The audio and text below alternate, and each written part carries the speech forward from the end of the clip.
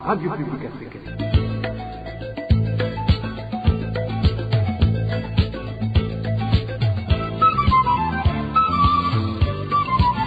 Radio Publique Africaine.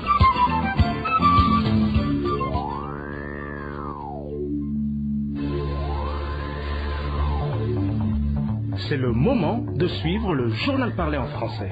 À la présentation, Onésime Douchimakité. Bienvenue à ce rendez-vous d'actualité de ce lundi 12 septembre 2022, dont voici les grands titres. Rentrée scolaire ce 12 septembre partout au Burundi. La hausse des prix du matériel scolaire et la pénurie du carburant qui s'observe toujours au pays sont entre autres facteurs de nombreux retards qui ont été signalés. Au sommaire également, la criminalité devient grandissante en province de Kirundo. Une personne a été tabassée samedi dernier en commune Kirundo. Des vaches ont été atrocement tuées et des plantations de bananes ont été méchamment détruites en commune Bugabira. Enfin, nous parlerons des élections de notables collinaires qui se sont déroulées ce 12 septembre dans tout le pays et qui ont été caractérisées par des irrégularités. Le détail dans quelques instants. Ouvrons la page sécurité pour commencer. Une personne a été tabassée samedi dernier en commune et province de Kirundo par un groupe de gens qui étaient dans une réunion dans un hôtel d'un homme d'affaires de cette province. Les habitants de cette commune font savoir que la victime aurait été soupçonnée d'espionner ceux qui étaient dans cette réunion. Elle est pour le moment dans un état critique et arrêtée dans l'un des centres de santé du chef-lieu de la province de Kirundo. Plus de détails avec Inès Gakid. Kalix Ndikumana est le nom de cet habitant de la colline Nyangebushaza qui a été tabassé la nuit de samedi dernier. Selon nos sources, c'était vers 21h lorsque des gens qui étaient dans une réunion organisée par un homme d'affaires, le colonel Anastase Manirambona, ont vu Kalix Ndikumana qui à ce moment s'étanchait la soif tout près du lieu où ils tenaient leur réunion. Ils l'ont accusé d'espionnage et l'ont sérieusement tabassé comme le témoigne notre source. Il y avait une réunion des sympathisants du colonel Anastase.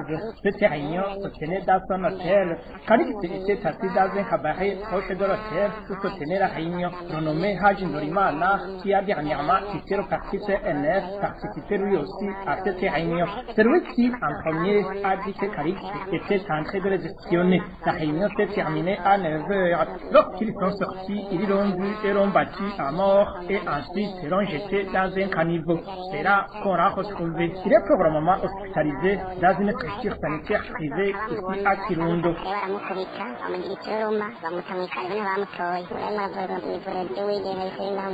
Nos sources font savoir que l'une des personnes qui ont tabassé Kalix Ndikumana a été arrêtée par les forces de l'ordre. Haji fait partie de ceux qui l'ont battu, mais il a été arrêté par le procureur. C'est la seule personne qu'il a déjà dénoncé. Dans l'entretemps, il a perdu connaissance et pourrait même mourir. La rédaction de la RPA a contacté Jean-Claude Ndemeye, procureur de la République à Kirundo, mais il a refusé de s'exprimer car selon lui, les enquêtes sont en cours. Toujours en province de Kirundo, la criminalité devient grandissante. Un groupe de gens non encore identifiés a tué atrocement des vaches dans une famille en commune Bugabira. Ce forfait a été commis alors qu'il y a moins de 5 jours qu'un autre groupe a détruit méchamment un champ de bananes dans une autre famille de la même commune. Le détail avec Eric Nyonzima. Mushengezi François est le citoyen de la colline Gitwe zone Kigoma en province Kirundo, victime de l'attaque des malfaiteurs. Selon les sources de la RPA, ces criminels sont venus la nuit chez lui et ont visé les tables. Avec des machettes, ces criminels jusqu'ici non identifiés ont agressé la vache qui dormait tranquillement dans son étable. Des jours auparavant, dans la nuit du 9 septembre 2022, un groupe de personnes s'est introduit dans un champ de bananes dans certains Vigiliman Aloïs de la colline Ruhehe, toujours en commune Bugabira, et ont coupé toutes les bananiers s'y trouvant. Les sources sur place indiquent que ce champ de Vigiliman Aloïs est sur un périmètre de 250 mètres sur 30 mètres. Les auteurs de cet acte ignoble n'ont pas aussi été identifiés. Contacté par la rédaction de la RPA à ce propos, Anissa Kwizera, officier de la police judiciaire en charge des enquêtes, n'a pas voulu s'exprimer sur cette affaire. Quant à Ndemeye Jean-Claude, procureur de la République en province Kirundo, il a indiqué qu'il ne pouvait pas s'exprimer sur une affaire en cours d'enquête. Merci à toi aussi, Eric Nyonzima. La rédaction de la RPA a pu répertorier une personne morte dans des circonstances qui laissent des doutes au quartier Gabiro de la ville d'Ongozi. Le corps de cet homme a été retrouvé samedi dernier dans un ménage d'une femme de son quartier où il venait de passer 2 jours. Les administratifs indiquent qu'aucune preuve ne montre que la victime a été tuée, tandis que selon la population, la victime aurait été étranglée. La femme hôte du défunt a été arrêtée pour des raisons d'enquête. Dans notre série de reportages sur l'injustice qu'ont subi les infirmiers du centre de santé d'aujourd'hui, situé en commune Kayogoro de la province de Makamba, aujourd'hui nous vous parlerons de la mutation de 2 d'entre eux, un changement opéré en violation de la loi. Le point avec Josiane Mozanez. Après la destitution du titulaire du centre de santé de Bujondi pour mauvaise gestion et détournement de fonds, un crime qu'il a commis en complicité avec l'administrateur de la commune Kayogoro et le responsable du parti CNDD-IFDD dans cette même commune, le centre de santé de Bujondi a vite été doté d'un nouveau titulaire en la personne de Cyriaque Nahamari.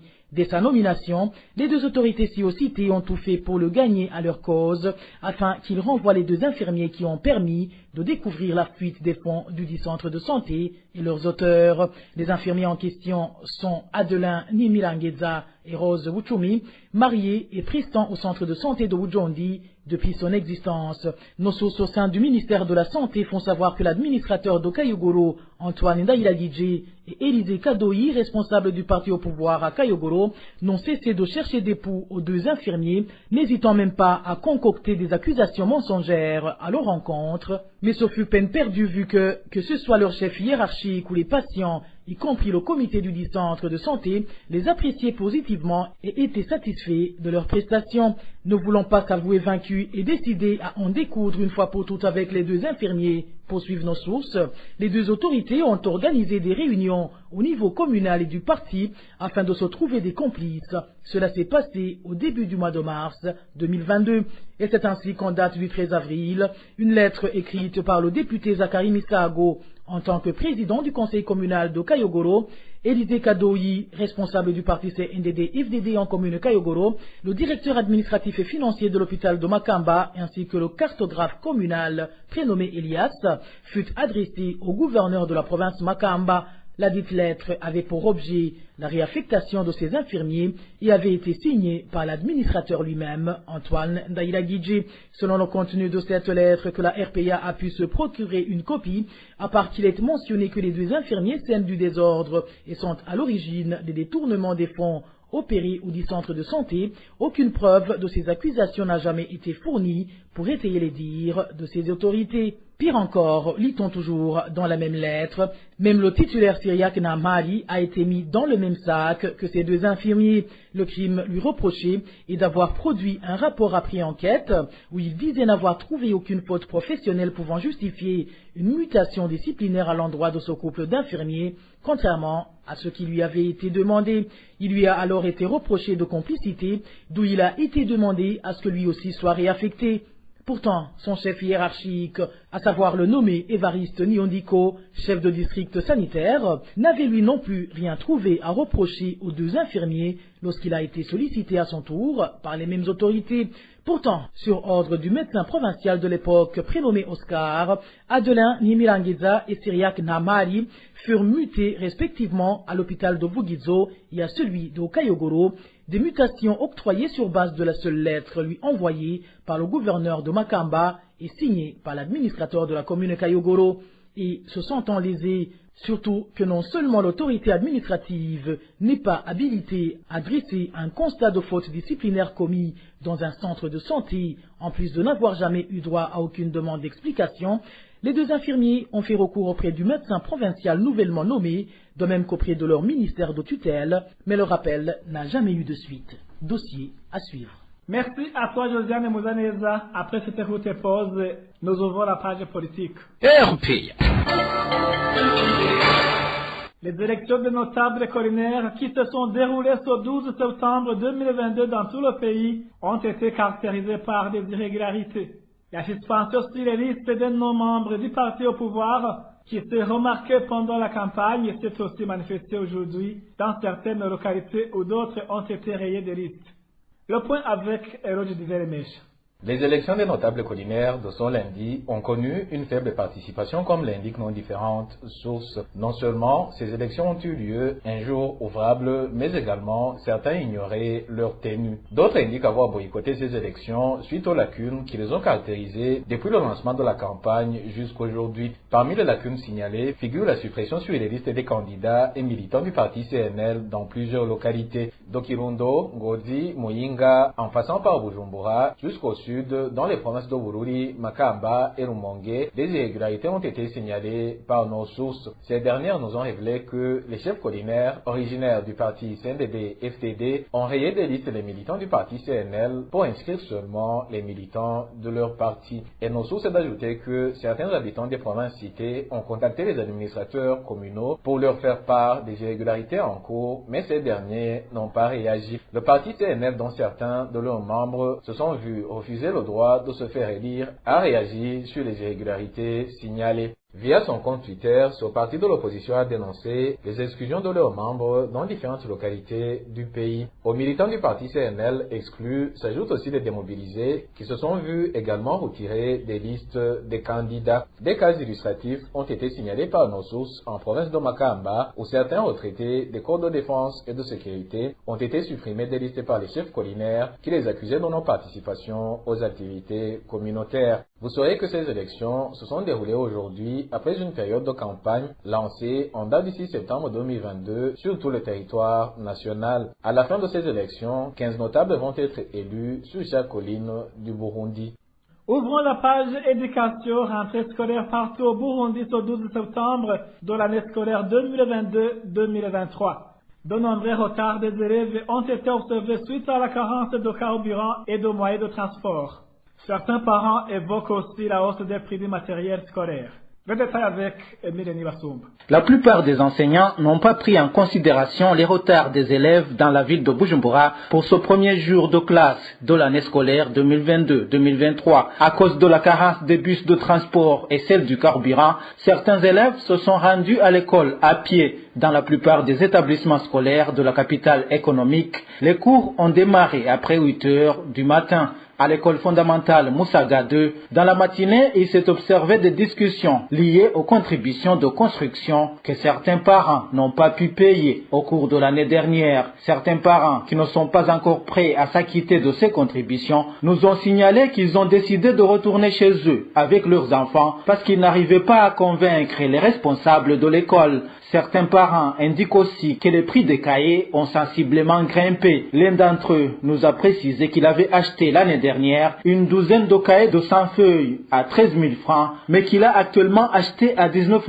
500 francs la même douzaine. Le prix de l'uniforme a été également revu à la hausse. Au lycée du lac Tanganyika, l'uniforme qui coûtait 23 000 l'année dernière coûte aujourd'hui 26 000 francs pour les filles et 27 000 francs pour les garçons. Les élèves qui sont un peu gros pouvant payer jusqu'à 30 000 francs pour obtenir l'uniforme à cet établissement secondaire. Sur certaines écoles, il s'est aussi observé des va-et-vient des parents qui cherchaient des places de redoublement pour leurs enfants. Il faut signaler également qu'au niveau de tout le pays, la rentrée scolaire a été perturbée par les élections des notables des collines et des quartiers parce que la plupart de ces élections se déroulaient dans les enceintes des écoles. À titre d'exemple, dans la commune Nyamurenza de la province Ngozi et la commune Giterani de la province Muyinga, certains enseignants signalent qu'il n'y a pas eu classe ce lundi dans la plupart des établissements à cause de la tenue de ces élections. Le ministre de l'Éducation nationale demande à tous les acteurs de l'éducation de combattre avec énergie le phénomène des éducateurs qui s'en prennent à les éduquer pour des plaisirs sexuels. Le ministre François Habyarimana a lancé cet appel ce lundi en province de Kayanza alors qu'il procédait à l'ouverture solennelle de la rentrée scolaire 2022-2023. Aux élèves, le ministre François Habyarimana leur a demandé la retenue et de ne pas aspirer au point frauduleux. Babarezi bataye umurongo bakagoba izo baragiye. Nous demandons aux responsables de l'éducation au niveau provincial, communaux, de collaborer avec les administratifs ainsi que la justice pour sanctionner sévèrement les éducateurs qui traînent dans le vagabondage leurs élèves. Cela permettrait d'éradiquer ce phénomène à Kayanza et dans tout le pays. Aux élèves, nous leur demandons de vous focaliser sur votre avenir car le pays attend beaucoup de vous. Ne perdez pas votre temps et surtout ne cherchez pas à avoir les notes que vous ne méritez pas. Vous devrez respecter les règlements scolaires car les sanctions sont prévues. Ibibasamaza kandi mwirinde kurondera amanota mutakoreye. C'était François Habyarimana, le ministre de l'Éducation et de la Recherche scientifique. Le secteur de l'éducation est l'un des secteurs les plus négligés au Burundi. C'est du moins l'avis de Faustin Ndikumana, président de l'association Parole et Action pour le réveil des consciences et l'évolution des mentalités, PARSEM en sigle. Dans une déclaration sortie ce lundi, la PARSEM déplore le budget alloué à l'éducation. Cette association demande au gouvernement de suivre au moins les recommandations des États généraux de l'éducation.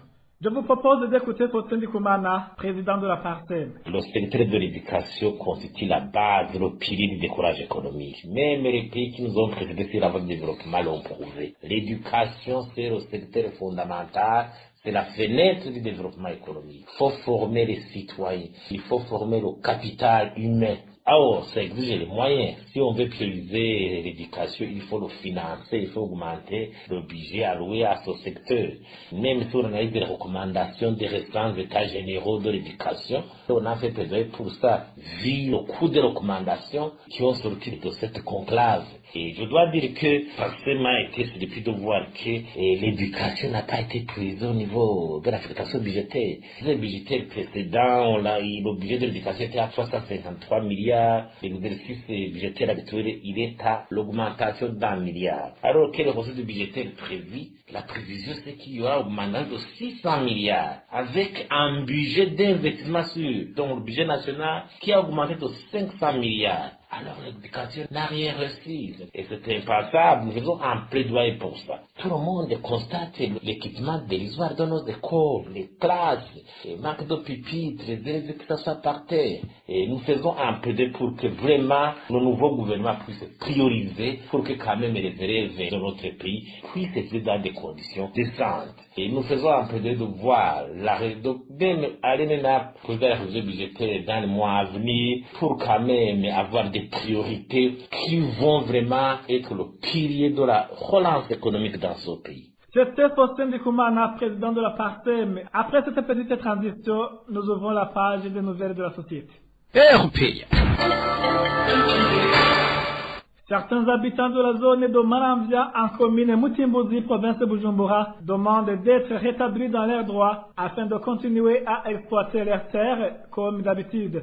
C'est au moment où ils ont été refusés depuis le mois de juillet 2022 de ne plus rien faire dans ces terres avant qu'elles appartiennent à l'État burundais. Le point avec Emmanuel Nyongeko. Nombreux parmi ces habitants qui se lamentent sont ceux de la 13e jusqu'à la 16e transversale, propriétaires des terres dites paysannes se trouvant dans la localité de Buhomba, en zone de Marandia, commune Mutimbuzi, en province de Bujumbura. Ces propriétés sont exploitées depuis les années 1950, surtout pour la culture de coton, du moins selon le témoignage des habitants. À l'époque, l'encadrement agricole et l'attribution de ces terres étaient assurés par la compagnie de gérance de coton, Cogerco en sigle. En date du 5 avril et 20 juillet 2022, les conseillers des ministres se sont réunis pour analyser la question de ces terres et ont décidé qu'elles reviennent désormais à l'État. Depuis lors, ces habitants n'ont plus droit d'y exercer de quoi que ce soit. Les citoyens de Marandia, propriétaires de ces terres dites paysannes, indiquent que cette mesure est contraignante. Ils ajoutent que ce sont leurs domaines propres que l'État veut déposséder. Un des habitants victimes de cette décision gouvernementale fait savoir qu'il a tous les documents nécessaires attestant qu'il y a parmi ces terres que l'État veut dépouiller celles qui lui appartiennent.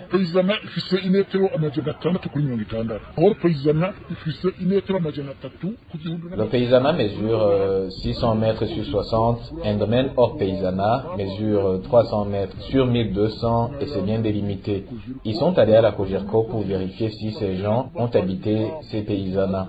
Nous, les propriétaires, nos identifications sont enregistrées au sein de la Cogerco. Nous possédons les documents de la Cogerco depuis le début de la culture de coton et nous pouvons les présenter en cas de besoin. Celui qui voulait faire enregistrer sa propriété devrait passer par le chef de la colline, ensuite par l'administrateur ainsi que le gouverneur pour que tous apposent leur signature. Par exemple, moi, j'ai épuisé toutes ces formalités pour avoir les titres de propriété. Pour le moment, nous sommes très consternés à entendre la spoliation de nos terres.